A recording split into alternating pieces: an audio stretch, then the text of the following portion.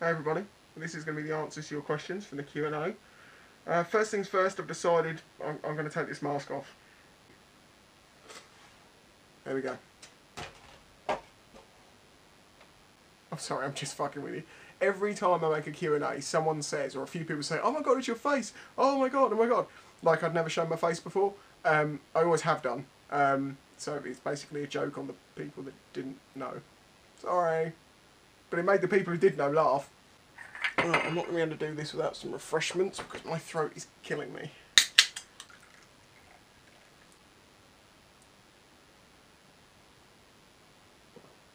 Excellent. Okay, so we'll do the first question. Michael Elan says, my question is, are you truly happy on a 125, meaning that bike? Or are you really frustrated that you can't get a bigger bike yet? And I'm also going to include in this question, Jack Jones's question, will you ever change your bike or will it always be a 125cc? No, I'm not frustrated with it. I can't afford to run anything bigger than that, nor can I afford to do the licence, so I can't do it. There is no point getting frustrated over something you can't change. You're only going to lead yourself into getting very unhappy about things. That's the one thing I learnt in the past couple of years of sort of, you know, having some problems and stuff with happiness. That is, there's no point getting pissed off and upset about something you can't change. If something can't happen for the reasons that you know, well then you know it can't happen yet. And until those things change, it can't happen. So you have to change those things. I'm trying to do it, but you know. So no, it's not really an issue for me. So obviously to Jack, it will be a bigger bike one day when I can afford it. Marley Francis, if Spicy could get any motorbike now, right now, what motorbike would Spicy get? Assuming I could run the thing and have the money to run it, the next bike I'd like to get is a DRZ 400. I do like the WRs, maybe even a 250, would be fun. Okay, Methodological.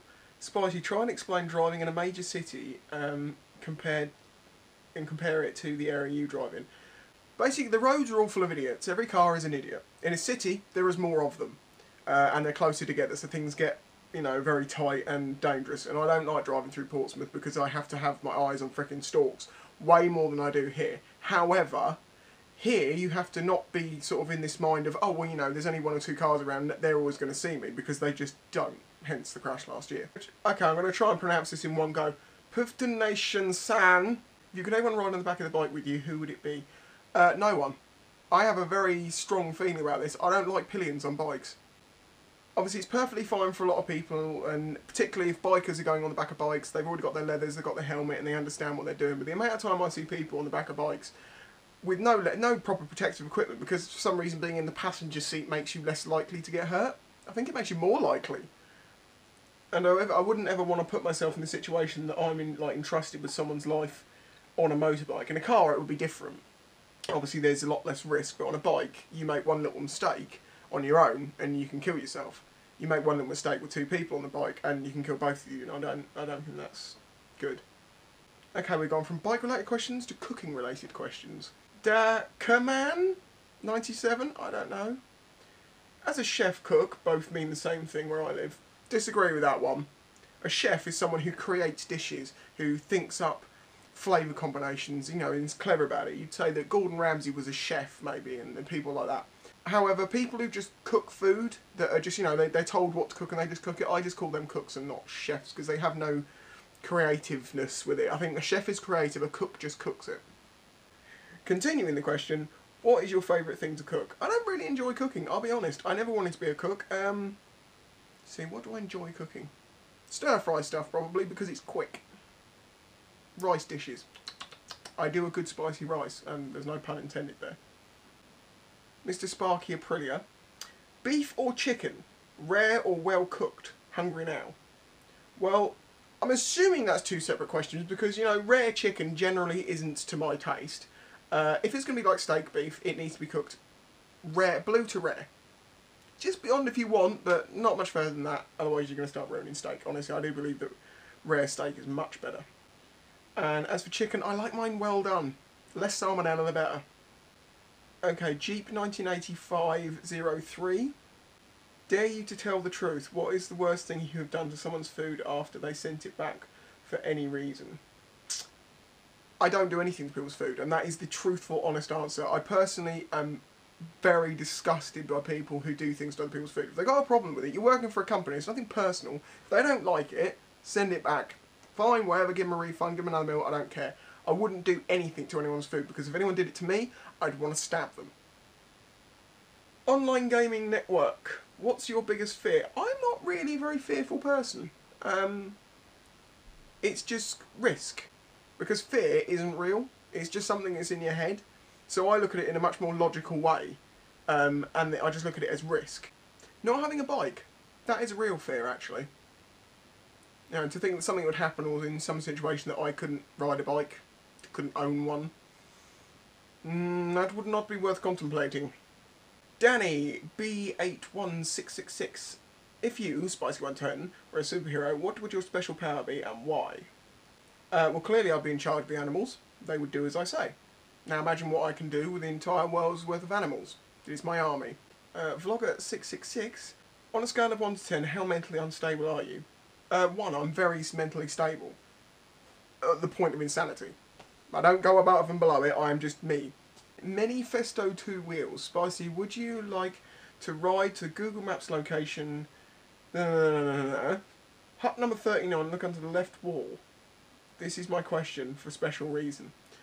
Well, as you can see, that goes to the golf club. I'm not quite sure what you're talking about. If you're talking about the beach huts to the left, or the east, as it were, I don't know them being numbered, so I wouldn't know what number 39 was. So, I imagine there is a stone under there. Maybe a small mouse. Mix Sydney.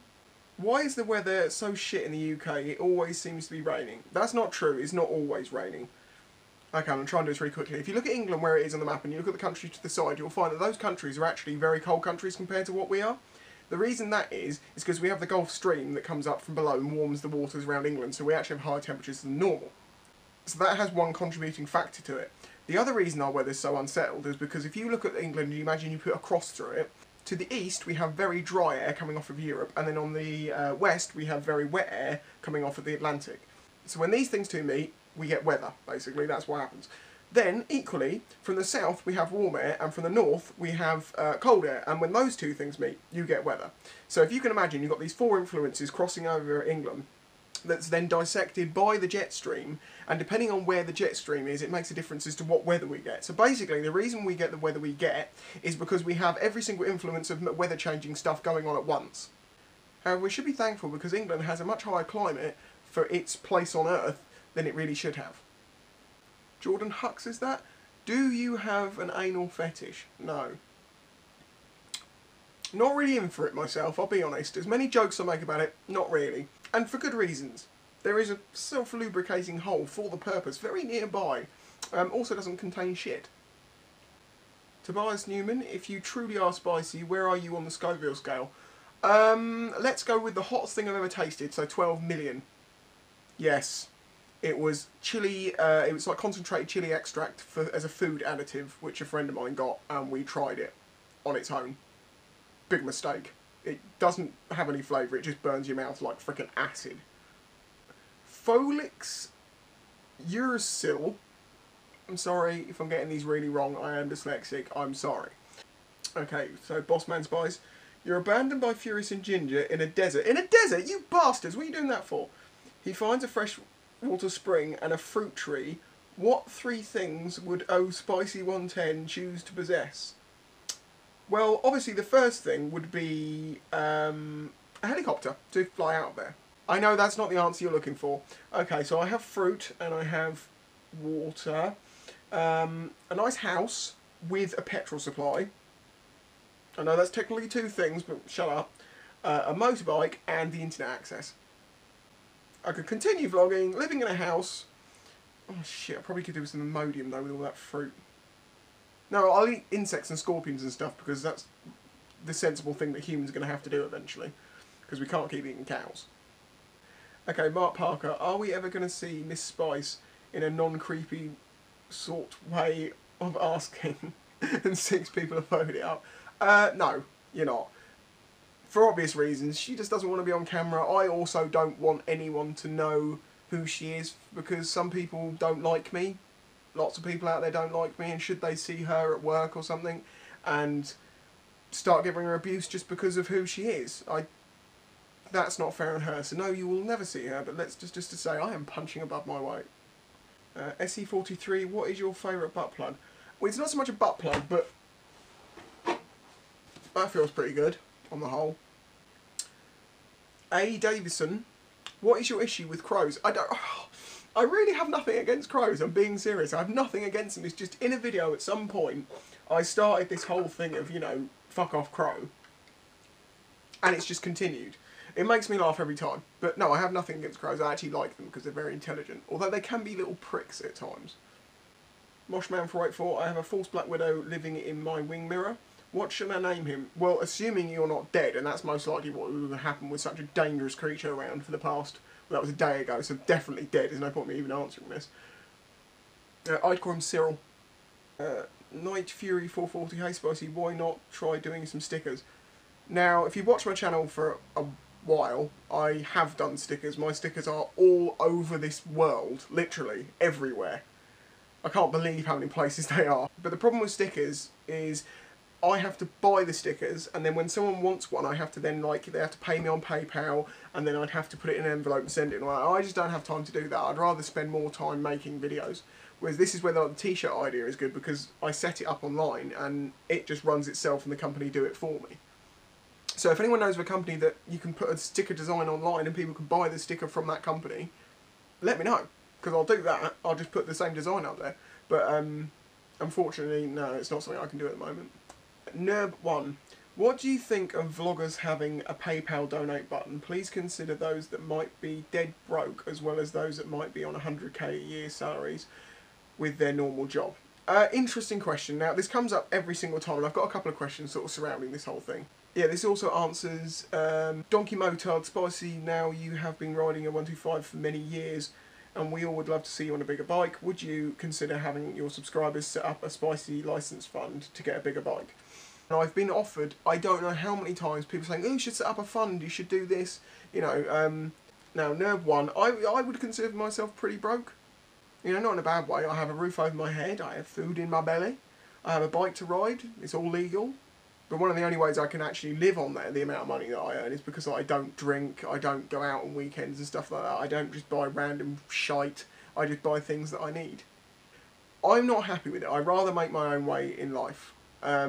I personally wouldn't take money. Part of the problem, of course, is, okay, so say you did give me money, and I bought a bike. Are you gonna keep giving me money to insure it and run it? Because I won't be able to afford to do that. So, you see my point here? In fact, this just says license. So I'd need money for a license, money for a bike. You're going to have to pay my insurance for me because that's going to be up quite a lot. Fuel bill, which is going to be considerably more expensive. You see my point? So that's why it's practically not a good idea. As I say, I don't agree with it personally. I've always made my own way in life, and I believe that you guys shouldn't ever pay for this. If I can make some money, or people can help me out through company things, like, you know, working with action cameras or something like that, then I think that is a fair thing to do, and that's a good thing. But taking money off of you guys, no, I would never do it. As for people earning £100,000 a year, it's their choice. It's completely up to the people that run a channel. I don't think anyone's wrong for asking for money. If people want to give them, they're not got a gun to anyone's head. If they want to give that person some money, and they're happy to take that, then fine, let them do it. But personally, it wouldn't make me happy, so I don't do it. So it's up to each person. Journeyman asks, as a new motovlogger, what's the best way to grow your channel and be like you? Being like me, I wouldn't suggest doing that. As for growing your channel, this is a question I get asked a lot, and I mean a lot, in personal messages and stuff. People saying, oh, I've been vlogging for a while, and you know, I've only got 150 subs. How do I get to have a channel like with that many subs as you've got? And a few times I've talked to these people, and I've been like, okay, well, just let me have a look at your channel and say, how long have you been doing this for? 3 weeks. I'm like, what? 3 weeks? When you start out, picking subs up is slow. And there is no secret formula to growing your channel. It's just making good videos that people like to watch. And if your videos appeal to lots of people, you'll probably find that you'll be gaining more subs than maybe some others would be. But it's completely down to, you know, the videos that you put out. There's no secret key to, you know, I will get an extra 100 subs if I do this. It's not going to work like that. It's just down to the videos. You have to make the videos that people want to watch. When I've had people say to me, oh, can you look at my channel? And they've got like a 28-minute video and it's one of their first videos and it's completely unedited. No one's going to want to watch that.